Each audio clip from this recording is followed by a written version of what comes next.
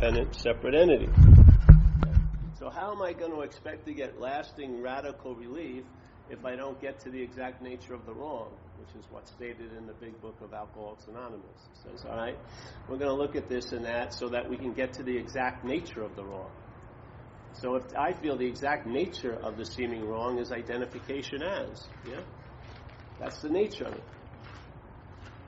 The selfing, the mental process of selfing, is promoting an idea, reinforcing an idea, constantly advertising from or about the idea that you're a long-lasting, independent, separate entity that have these unbelievable powers that you can think, that you can see, that you can feel, that you can taste, that you can touch, that you can do.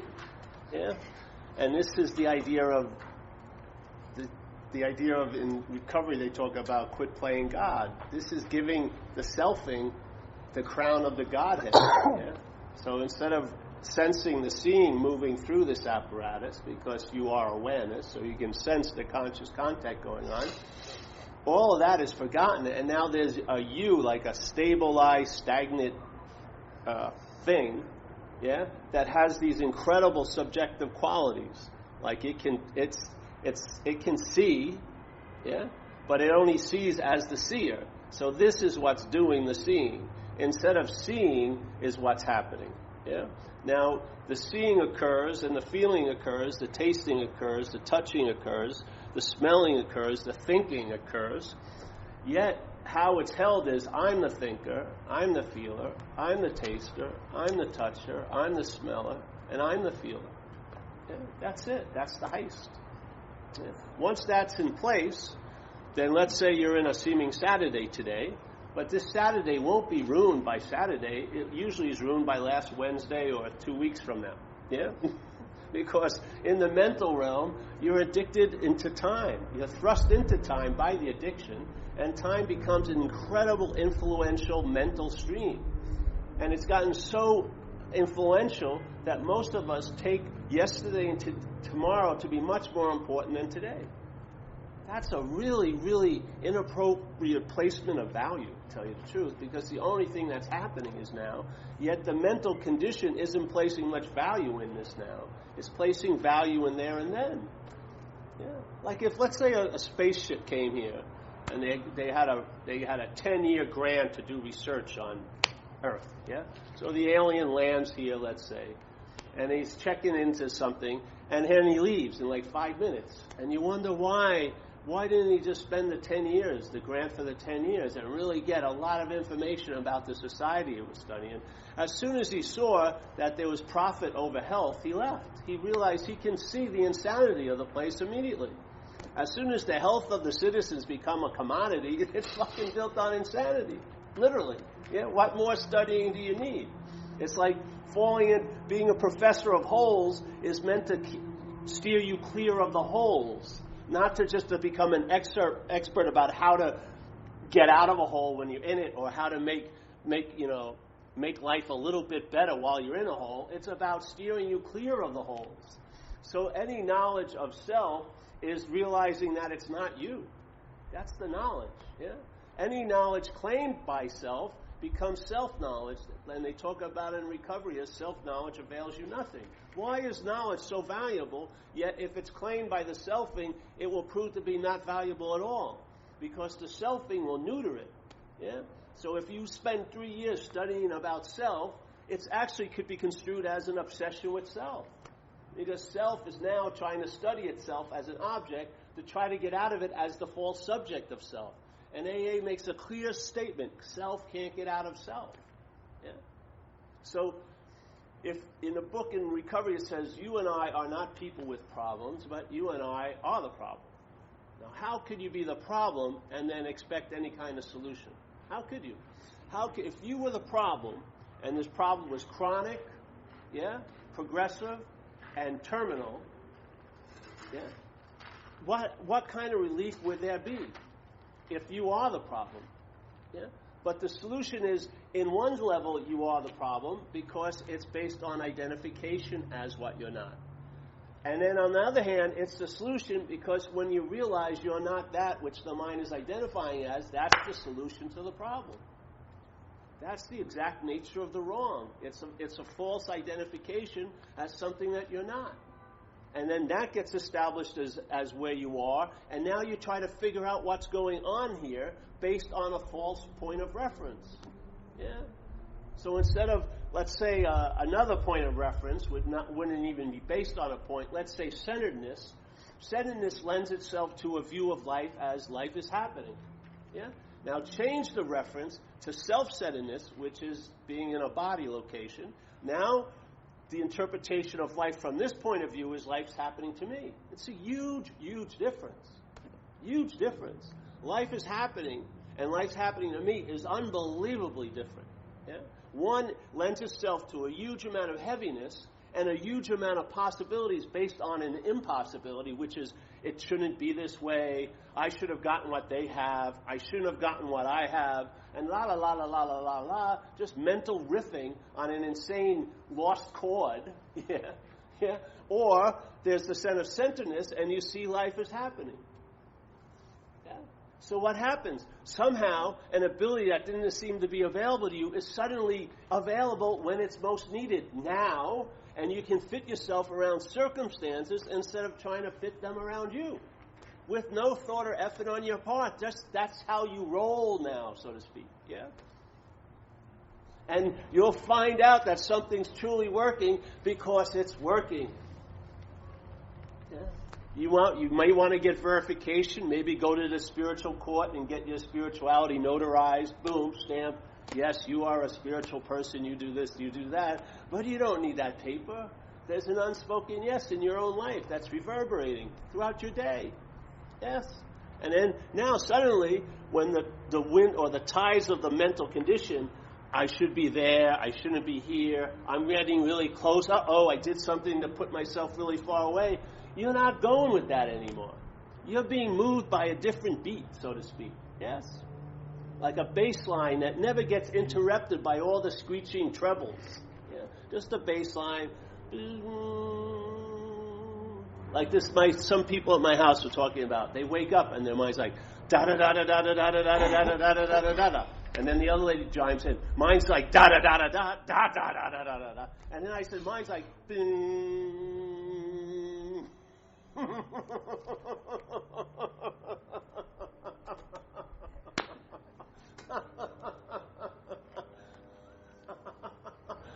Not that the mental condition doesn't have the tendency or habit to go da da da da da da, but I'll tell you something. It's like putting a muffler in a fucking great jazz player's trumpet. Yeah, all the notes get muted. When the notes are muted, what you hear is the bass line. That bass line is always available at all times, right where you are. That infinite bass line becomes your theme. It becomes the beat that you follow. Yeah, without any thought or effort on your part. You hear it, and then there's a response. And after a while, all those habits that were formed by having speculation from a seeming dark place are now cleared up because the light's turned on. Yeah, just like we always use that example in a room. If it was night right now and we were in a packed room and the lights went out, a lot of problems would ensue. People wouldn't know how to get to the door because they're not familiar with the room. They'd probably bump into someone else and then cause them to get upset with them, hit their knees on a chair. And so all these problems ensue. So our idea is, let's accept this intolerability of darkness and let's just make it the best we can. Get knee pads. Someone becomes entrepreneurial, starts selling you maps where the bathroom is, or maybe a disposable catheter you can wear during the day until you get to some place that's well lit, which you're usually having to pay for quite a lot. Instead of just going, questioning, is this darkness? And you're the light switch. You don't even have to find a light switch. You're the illumination of the room you're in.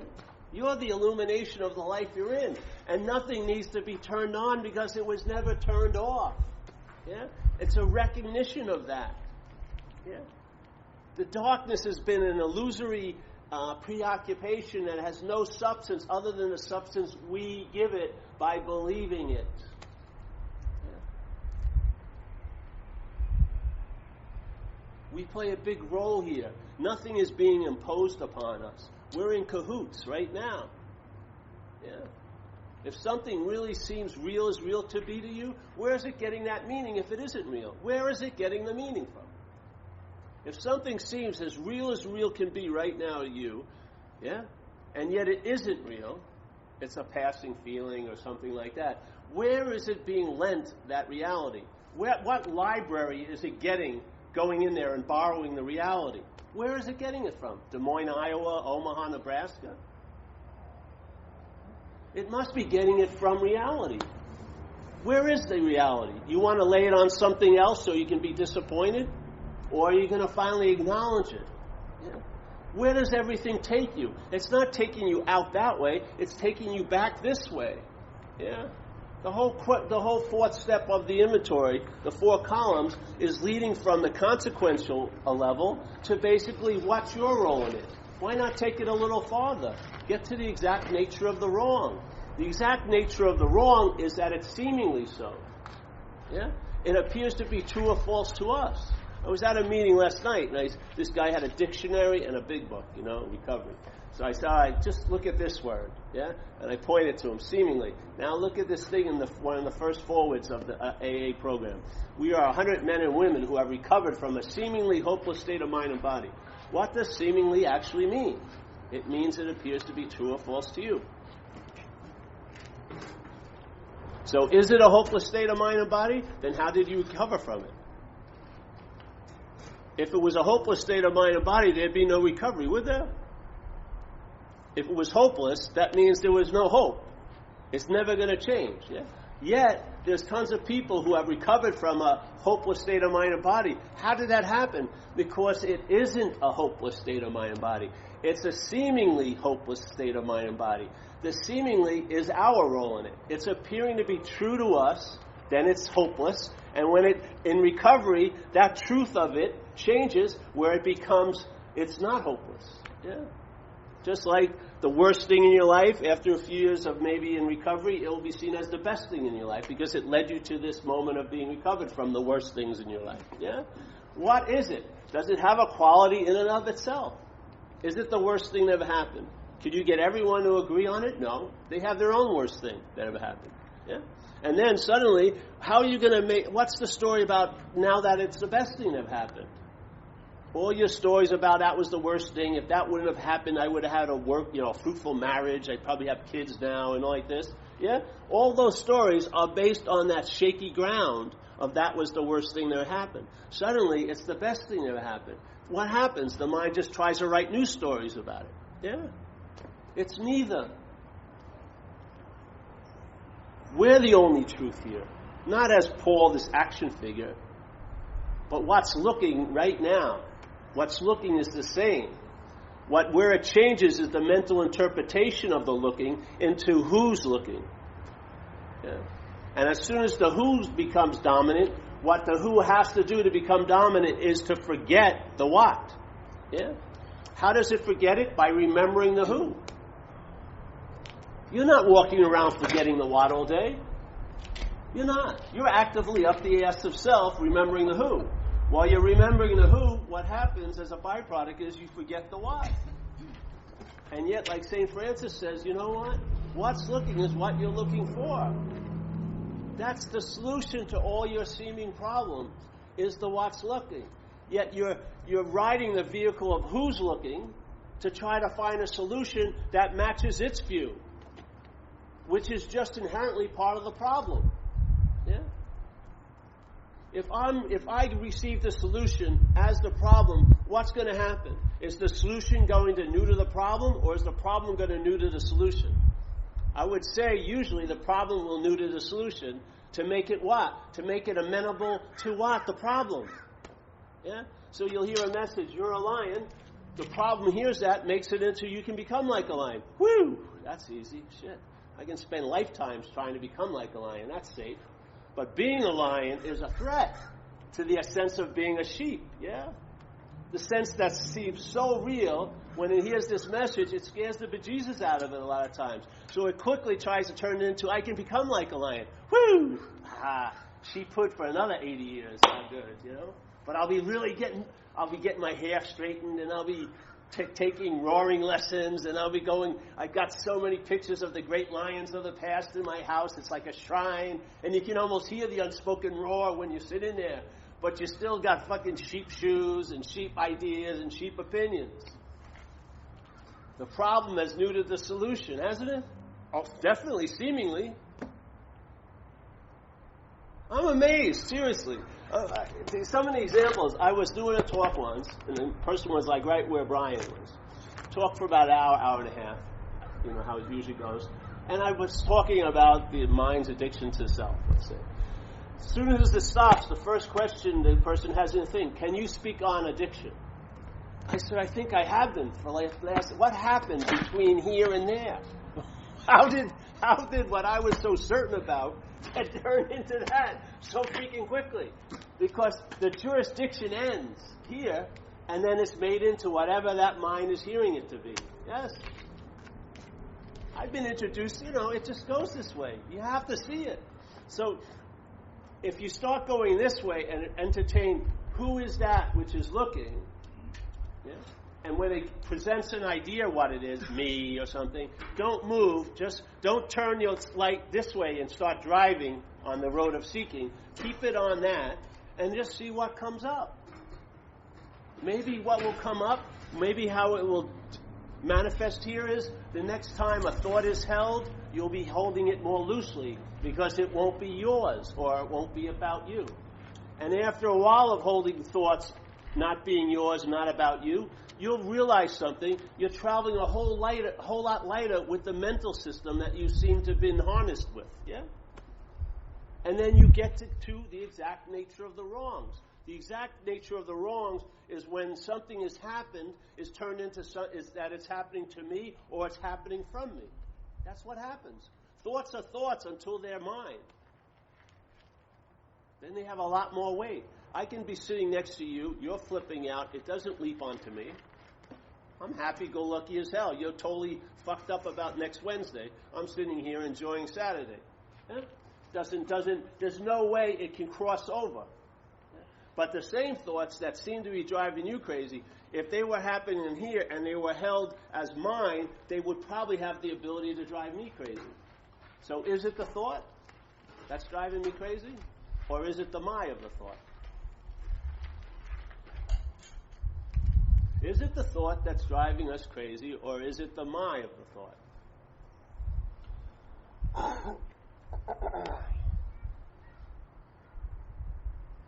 This way you can get to the exact nature of the wrong. Instead of being fooled by the smoke screens, you can get back, yeah? And you'll know the tree by its fruits. When you start traveling lighter in a stabilized manner, you're on to something. Yeah? There's no limit to it, unless the one you put on it, yeah? You just keep entertaining it. It's like being on an operating table. Your role is not to get up and don't play the doctor. And then things just keep happening. Yeah? So people going, my thoughts are driving me crazy. They miss it. They now put the emphasis on the thought, but they miss the real emphasis, the my. My feelings, I'm having the most terrible feelings. You put the emphasis on the feelings, and now you don't want to have those feelings, but you're already too late because you felt it already. People feel something and they go, I didn't want to feel that. Hey, sorry, you already felt it. Yeah? You're an afterthought. Something occurs, and then you come running up and claim to be the one that was there. The head. So here, what would happen is the feeling actually driving you crazy, or does the feeling facilitate the being driven crazy? Is it the feeling that's driving you crazy, or are the feelings used to facilitate the being driven crazy? Is the thought driving you crazy, or is the thought being is being facilitated, or facilitates the bondage to the idea of being the thinker? Yeah. The selfing claims everything. It claims all the activities and processes going on in this body has something to do with you. And now when it claims it, it uses those activities to reinforce the idea of being a you. That's all it does. How does it do it? The feelings are your feelings now. The thoughts are your thoughts now. The opinions are your opinions now. Time is your time now. Yeah? Actions are your actions now. There's the bondage of self. Right in front of your nose. Instead of trying to find Did it happen in Des Moines, Iowa, 1984? That's when I was bonded to self, and I've been trying to find the right spiritual locksmith to release me from these chains? Or is it a mental activity? So you see people in a day like this, they feel pretty good, they're relieved from the bondage of self. 11 o'clock. 11:03, they're up the ass of self. The thoughts are driving them crazy. All right, so maybe, please. 11:06, they feel the freedom from the bondage of self. 11:09, they're up the ass of self again. It goes on and on and on, and the most they can hope for is an experience, hopefully, at least a couple of them during the day, that they feel pretty relieved from the bondage of self, only to hunker down into the state or the fact they believe in, which is they are the self that's bonded. It's totally different. The bondage of self does not say there's a self that's bonded. It's the bondage of self. It's an activity. The product of the activity is the feeling of being the self that's bonded. Yeah? It's the bondage of self is an activity. It implies that there's the self that's bonded, and then there's the self that's free from the bondage, only to be the self that's bonded again. Yeah? You get trapped in the dualistic experience of close and far, feeling good, not feeling good, feeling super connected when I'm at the retreat. Then you go to work the next day feeling totally flipped out. Yeah? And then your life seems to be this experience with you as the central figure, this amorphous, nebulous idea of being this hybrid, a mental, physical hybrid, that somehow has everything to do with this, and yet has nothing to do with it. It's happening to me and this and that. Yeah? There's no freaking lasting relief there.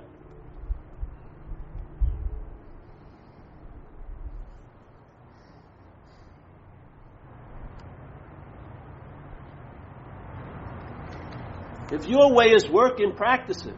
Live it. You know? If it isn't, question it. Don't pray for it to be removed. See if it's actually there. See if it's your interest and attention that needs to be removed. You don't need to have the stone rolled away from the grave. You're not in the grave. Yeah, you're just seemingly in it. You're seemingly up the ass of self. It's appearing to be true or false to you based on your condition. And most of our condition is based on our mental condition right now. It overrides the physical, the emotional, the financial, the circumstantial. The mental seems to have sway here, doesn't it? You can have a beautiful day with tons of money in your pocket, have the boyfriend and girlfriend you've been hoping to have and all this, and yet still have a rotten time.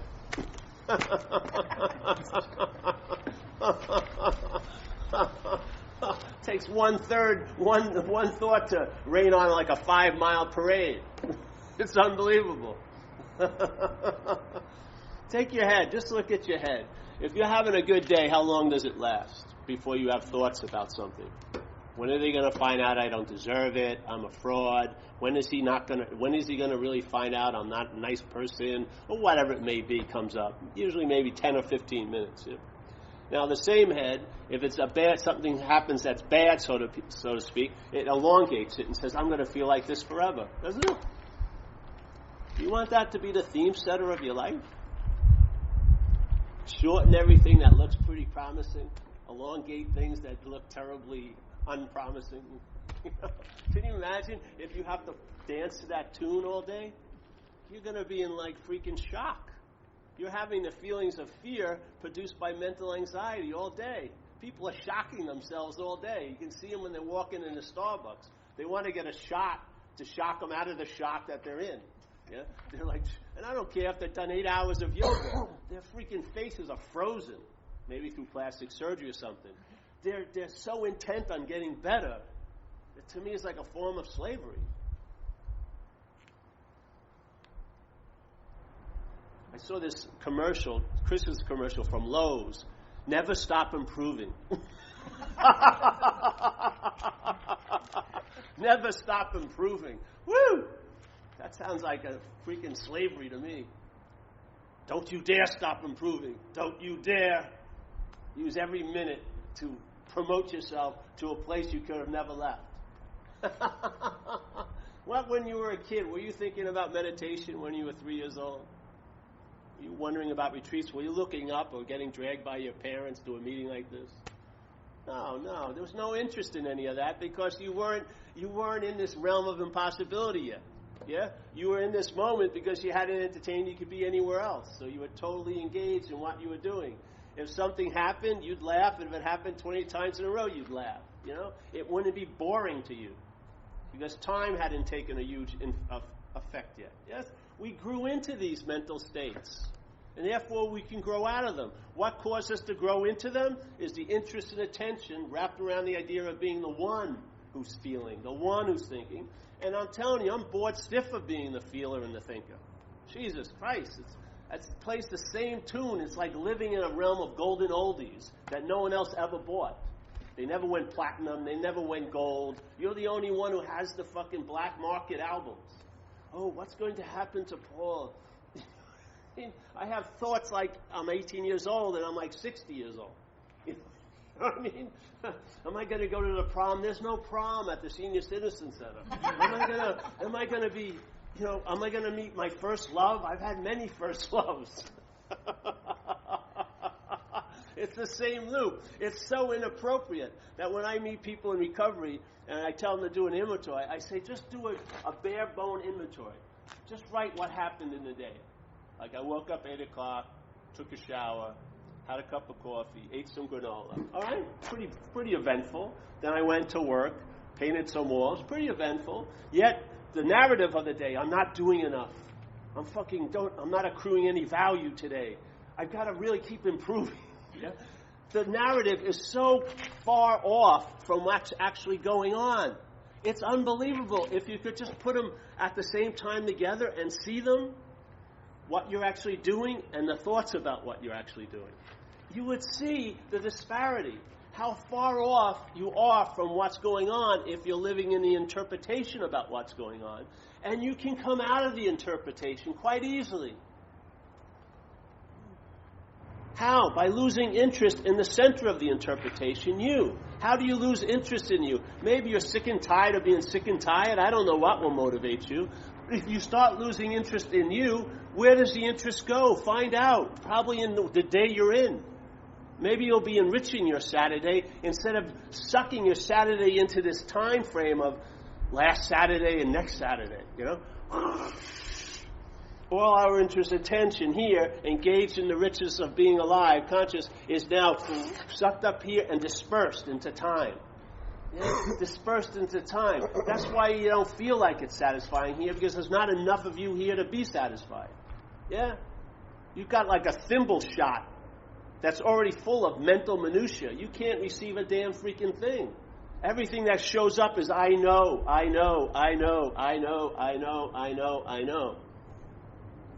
This is about I don't know. Then you're relegated to finding out. And that's an enriching experience. That you find out how different you are than how you thought you were. Unbelievably incredible. You find out that feelings aren't facts. That there is no thinker of all the thoughts.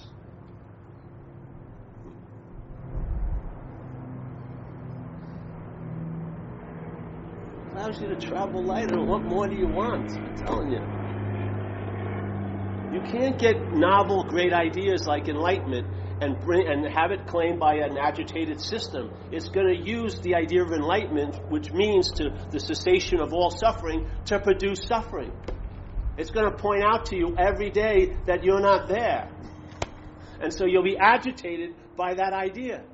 How does that happen? How can an idea that represents the cessation of all agitation be used to agitate the mind that's entertaining it? It's called selfing. That's what it is. Peace? Jesus Christ. I've seen people drive themselves crazy around peace. They work so hard to get that moment of peace. As soon as they're in the moment, they think, will I be in it next moment? They've lost the peace. It never could land. How can calmness be reached by agitation?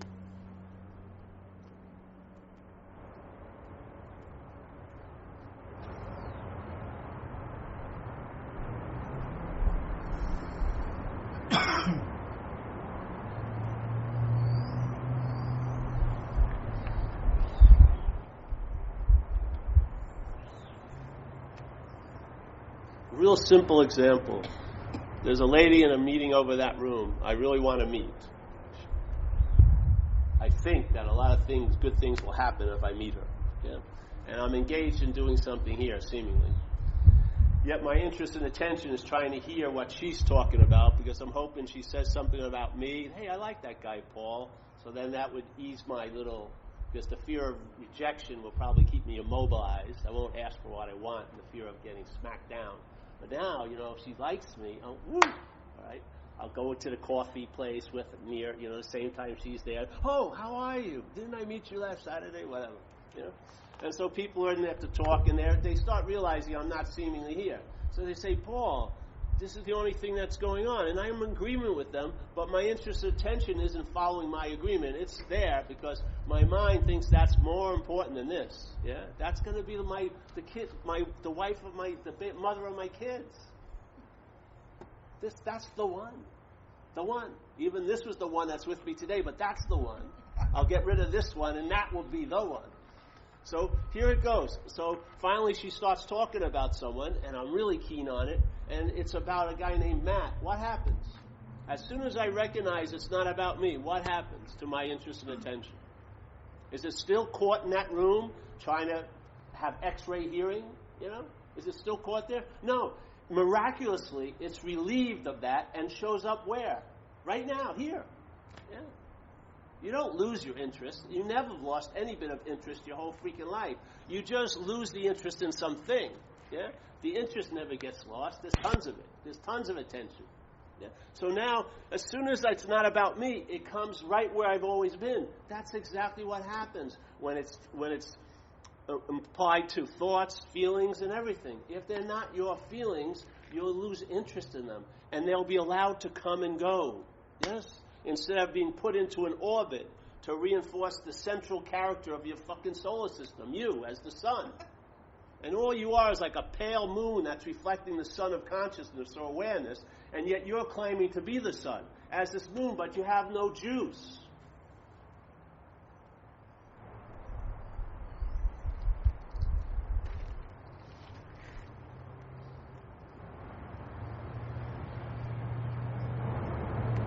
This isn't a path to illumination.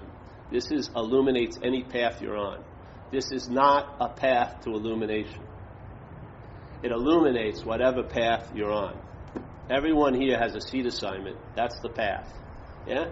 That seed assignment is being illuminated, not by some outside source of light, but you. You are the light. Like Jesus says, you are the way, the light, and the life, whatever. Yeah? You are the light, and yet you have a bushel over you. That's the mental condition. Yeah? It claims to be the one who's the light, but it can't emit any fucking light. All it can do is claim the light that's already there as its own, and that dims the light's influence in your life. Yeah? You can act like you're not connected when you are all there is.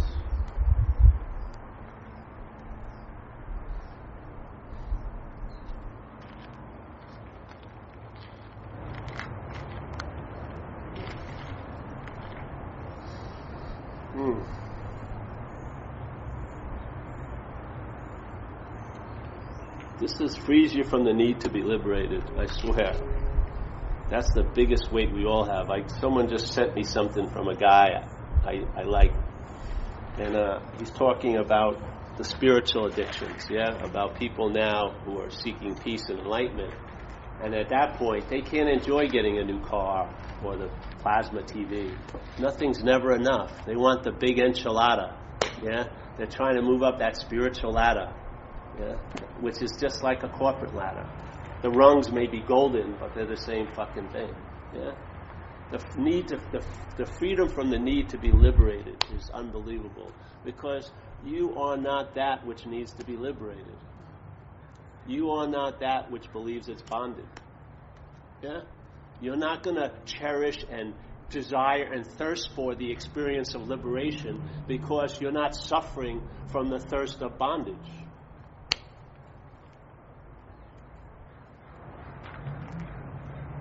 You're not in a state of aversion that's not being noticed and is being represented by desire. You're freed from both. You're placed in a position of neutrality. Yes?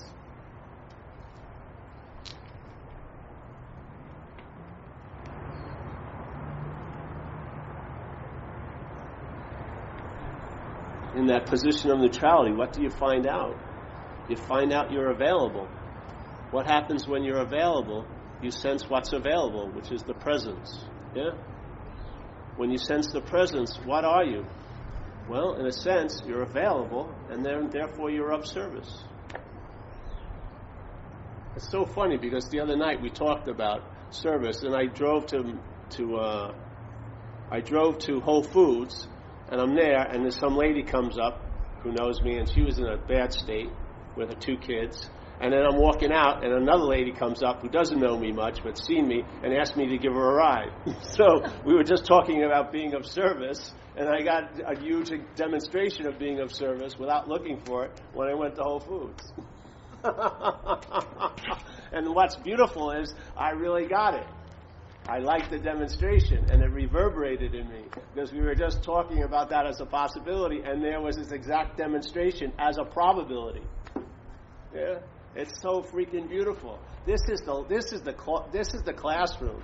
This is the knowledge, not knowing but finding out. Yeah, you have a sense of something, you put it out there, and then it gets developed here in a very strange way. Yeah. This lady, I'm driving her, she starts breaking down, starts crying. No idea. Maybe she got a bad bunch of broccoli or something. I had no idea. So, hold on there, honey. What's going on? She's having this big emotional catharsis in the car. I don't really even know her. You know? I said, all right, yeah. And then drove her back. This was just a regular, like a Thursday night. I wasn't signing up for service. I wasn't on film doing service. I didn't get any credits on my service account. But the demonstration of that possibility as a probability was so quick and so beautifully choreographed. That's what I love. You entertain these possibilities and they bear fruit here. Yeah. Who cares? Awareness doesn't have any value in and of itself. All there is awareness. Where awareness has value is where it doesn't seem to be happening. In this activity, awareness isn't happening much. It's being muffled. So awareness is truly valuable here. But it's not valuable in and of itself. It's all there is. Yeah? But its value is experienced where it doesn't seem to be obvious. Yeah? So now you start getting clued into what's going on. You start seeing the way in a way, and it's not your way or my way, but the way. Then blue is blue and red is red. Things become appropriate. You have no confusion about big metaphysical ideas. Your confusion is like, where's my keys, for the car? It's beautiful. I mean, see, if I would give it to you, you can't. It couldn't even be given in a bottle because it's the living event that makes it so joyous. Yeah, the living event, day after day after day after day after day after day after day after day, seeing that no matter what the geography of your day is, you're traveling lighter over it. Yes. And you know that it's lighter because you've had similar geographies, quote unquote, in the past, and you traveled damn well heavy over it. Yeah? So now you have an exact demonstration of the validity of what you're entertaining in the manifestation. Not just an idea locked up here where you know there is no world, yet you're yelling at the paperboy for missing your porch on Sunday. No, an actualization here on a Saturday. I thought it was all about just knowing enlightenment, knowing awakeness, knowing it, like having it like nuded or freeze-dried and put on my little spiritual mantle. And then I could recollect, oh, yes, that was the day I was blessed by the Master. The day you're blessed by the Master is right now. That's the day. It wasn't 8 years ago. It's now. If it's not now, that 8 years ago has been claimed by selfing and it's using to formulate a bondage to the idea of the one who was awake 8 years ago. Yeah? It can use robes or black leather jackets, chains or golden chains. It doesn't fucking matter. There's the activity of the mind being bonded to the idea of being a self. That's the freedom. And it's inherent. The bondage could not happen. It can only seemingly happen to you. Yeah? And to you is the main ingredient of it seemingly happening. Yeah? From what's looking, it doesn't happen because it's not seem to be true. From who's looking, it seems to be true, so therefore it seems to happen. Which is giving it birth? That or the one who's observing it? The one who's seemingly seeing it? Which is the birth giver? That or you? So it says false evidence appears real. Who the hell is it appearing real to? How could false evidence be real? It can't, but it can appear real. But it needs you to appear real too. It doesn't appear, it only appears real. It needs a subject, which you and I are, to appear real too. And for it to appear real to the subject has forgotten that it's the subject. It's taken itself to be an object who is subjectively experiencing something. But it's forgotten that it's the subject. The I has been forgotten by calling a you the me. Yeah? It's like the coup has occurred in the court of the emperor. Yeah? The I, the consciousness, the subjectivity, has been claimed by this mental process, and the crown has been put on a you, and it's crowned me. Yeah? The only one in the whole world, me. King me the first. King me the first, the only, and forever.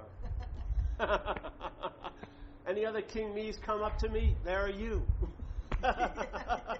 No, you're not me. I'm me. So, hey, there is a solution. Check it out. If you like. If you don't, who cares? You know? Your mind will suffer, hopefully, to a point where it'll get bored of it. Yeah? It'll be bored of it. When it gets bored of it, it's open to the possibility of shifting, you know. It really is. I don't think suffering will do it. It's boredom, really. The boredom may be produced by suffering a lot, but suffering ain't enough, because I've seen some exquisite selfing in suffering. But when there's a boredom comes over you, like a divine indifference, you're sick and tired of being sick and tired, that's a nice space, really. Things can shift there.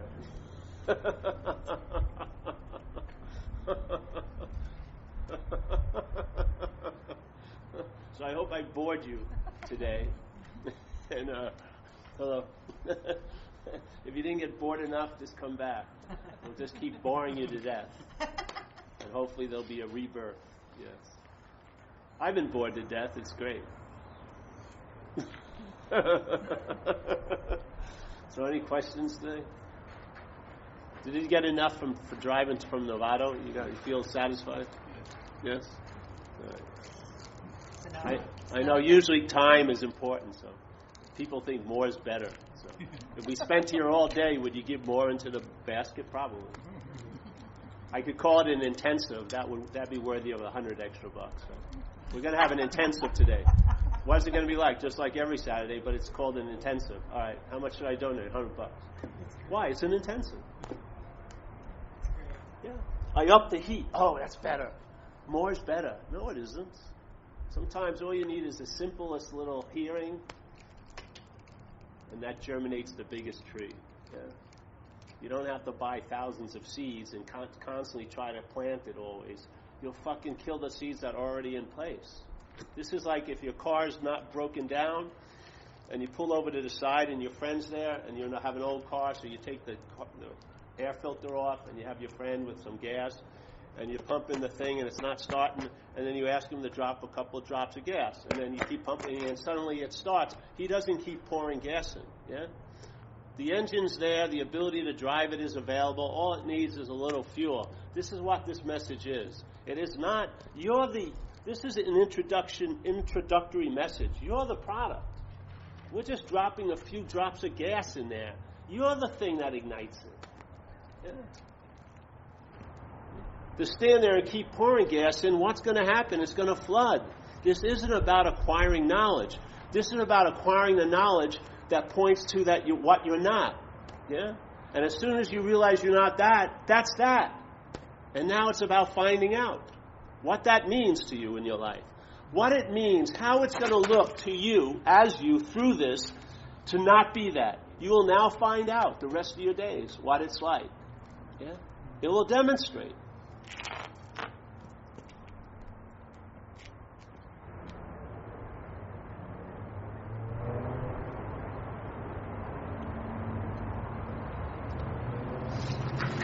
All right, well, what's that?